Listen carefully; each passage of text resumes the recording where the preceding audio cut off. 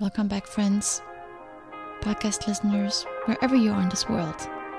You know I'm excited that you're here, joining me on this journey. And it's episode 130 of this journey already. Remember, you can always go back to previous episodes and re-listen. Today, I want to reflect on the year. I'm starting out with a quote by former Czech President Václav Havel.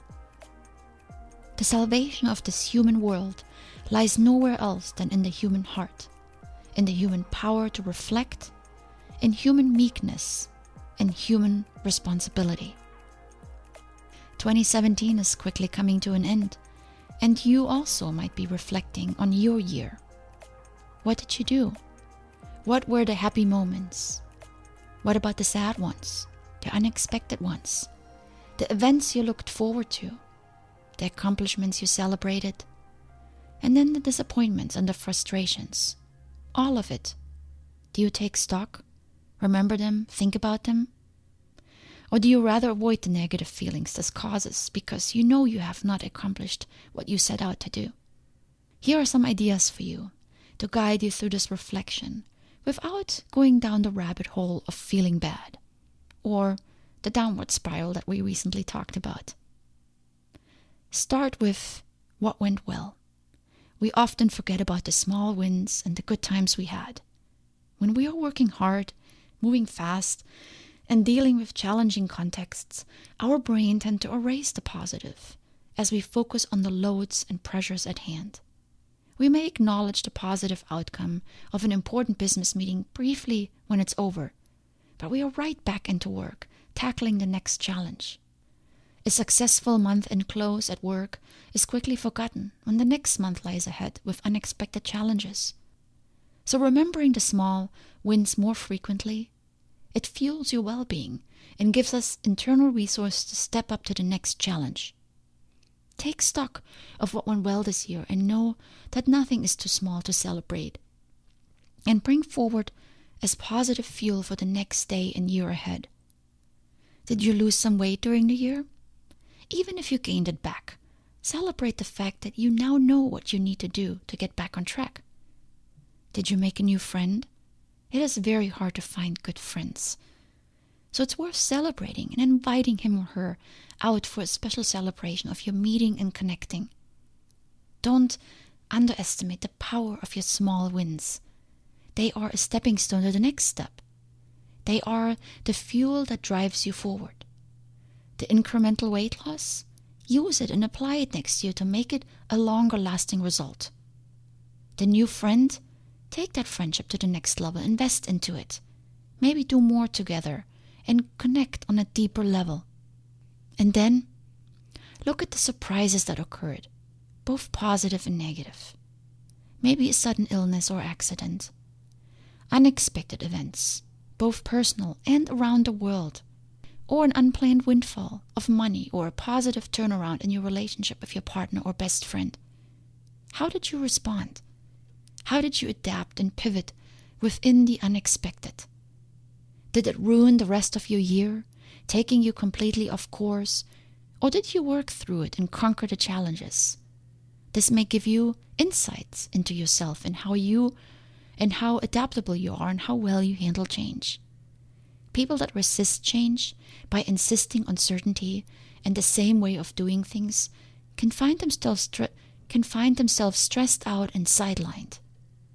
So look at the small surprises that made an impact on your life and acknowledge them. Sometimes they can be an indication of what to pursue more of. Maybe you discovered my podcast and it helped you in making small changes in your day. Did you read a great book that left a positive mark? Did you take a course that you really enjoyed and discovered something new about yourself? Actively look for those things.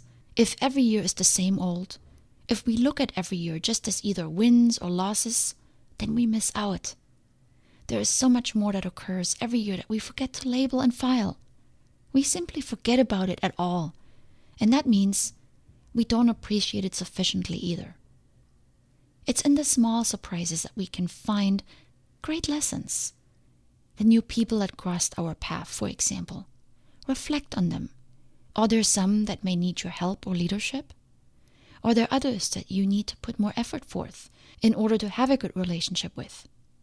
Are there a few that you may want to let go because they drain your energy and don't add value to your life? So don't ignore the surprises.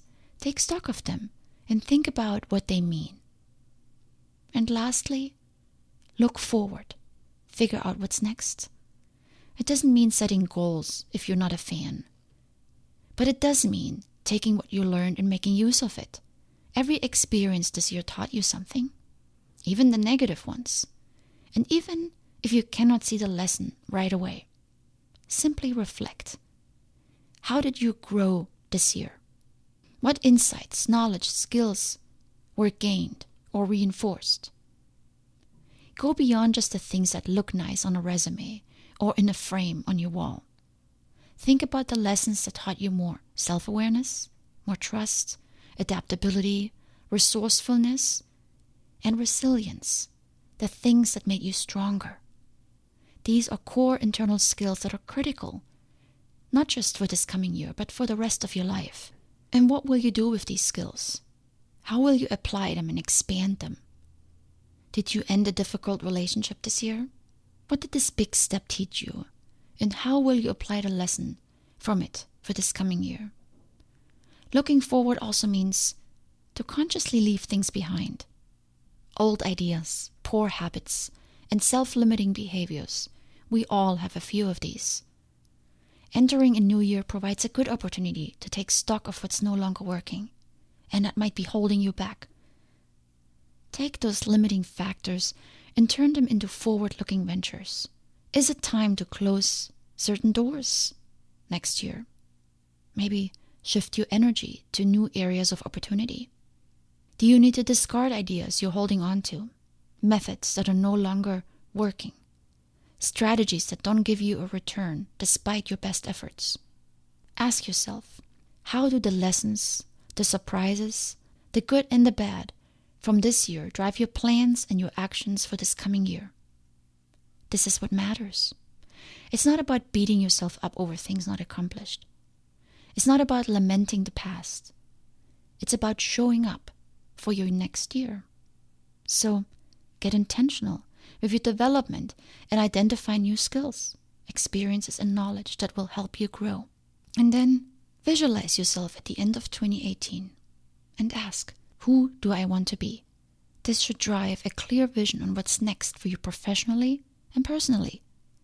Even if you don't have a precise plan yet, staying with this question will keep you on your toes and will keep you tuned into yourself. That way you will notice the right opportunities easier instead of just making random decisions here and there. You have to know where you're going, and without reflecting on where you've been, it's not easily possible. So I encourage you, take some time to review your year. And don't be afraid to look at the failures. I didn't accomplish everything. Some of my heartfelt wishes for this year did not come through. It's okay. I look at it, I analyze. Sometimes we think something didn't work out, when it actually did, just not in the way that we hoped it would. And reflecting will give you this insight. And ending with a quote from Scott Fitzgerald: never confuse a single defeat with a final defeat. I hope this gives you some motivation. Reflect on the year. It is really, really helpful. Give you insights and inspiration for the next year ahead. Much love.